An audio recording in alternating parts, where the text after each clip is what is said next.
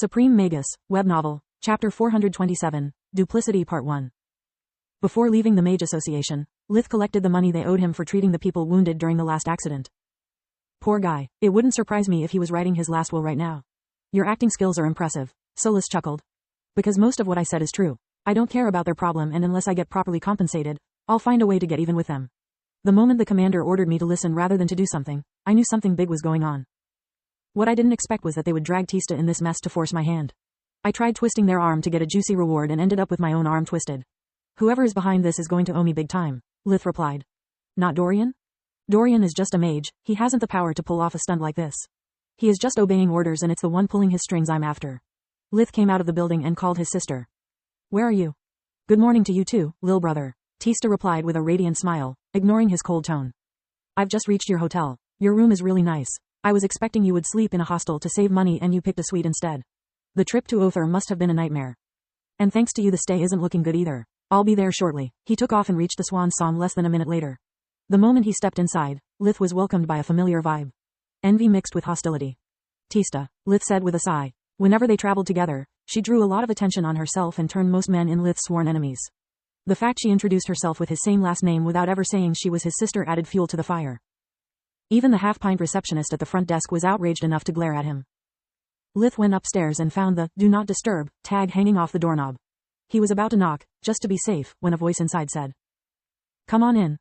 Tista ran to him and hugged him tightly. Lith returned it for a second before pushing her gently away. I missed you, big sis. I missed you too, lil brother. Why the angry voice earlier? She asked with a curious tone.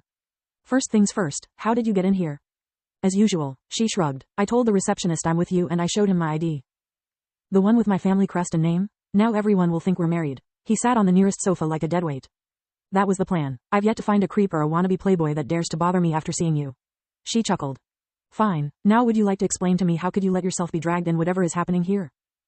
You really don't know how grave the situation is. Tista was stunned. I don't care about the situation. Well, you should. We took an oath as healers, and even if they are just fancy words to you, they mean a lot to me. After all I went through as a child, I can't stay idle while people suffer. Tista was angry at his indifference. She wanted him to be better than this. They fooled you to get my help. There isn't nothing noble in letting yourself being manipulated so easily, he replied with a snort. How stupid do you think I am? I knew what the association was after the moment they mentioned the city of Other. Then why did you accept? Lith steepled his fingers with a look that made her feel like she was his student again. For several reasons. After I received their offer, I contacted one of my classmates that lives here. He confirmed everything Mage Ren, my recruiter, told me. The city is on the verge of chaos. Every day, odd corpses are found lying around all the three rims. A lot of people have disappeared and no one knows what happened to them. Last, but not least, rogue mages no one have ever heard about are pillaging Other.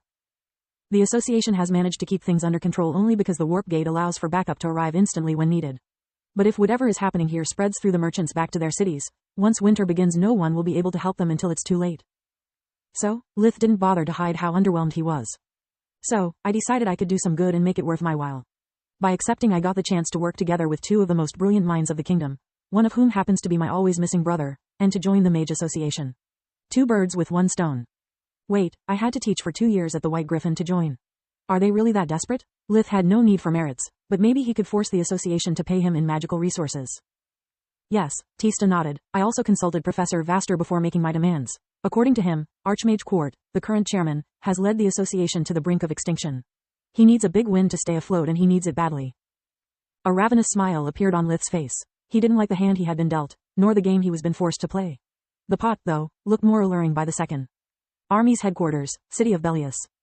Commander Barian, Lith's commanding officer and sponsor in the army, had just been reminded how dangerous it was to underestimate a cornered prey. I should have never allowed Ranger Verhan to listen to their demands. General Morn Griffin is already out for my blood. I can't let more members of the High Command turn their back on me. It would be the end of my career, he thought. The army's upper echelons were already celebrating the association's funeral when Archmage Court had thrown a monkey wrench into their plans. They were sure Lith would refuse. The association had nothing to offer him, and he wasn't the kind of man to work out of the goodness of his heart. No one expected Court would manage to recruit Minoer, nor Tista Verhan. If Court's ploy succeeded, Barian would be held accountable for that. Controlling the association would mean for the army to gain authority over the noble system and change the criteria to assign a title and the lands that came with it. The game had yet to begin, but he was already on his back foot.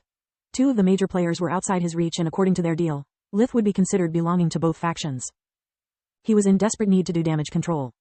Excuse me, sir. First Lieutenant Camila Yehaval has arrived, his secretary announced through the amulet. Let her in. Camila's relationship with Lith wasn't a secret, nor it was the fact that the only one Lith was loyal to was himself. Baryon knew that his poor decision had left himself exposed. She was his only chance to tip the scale in his favor.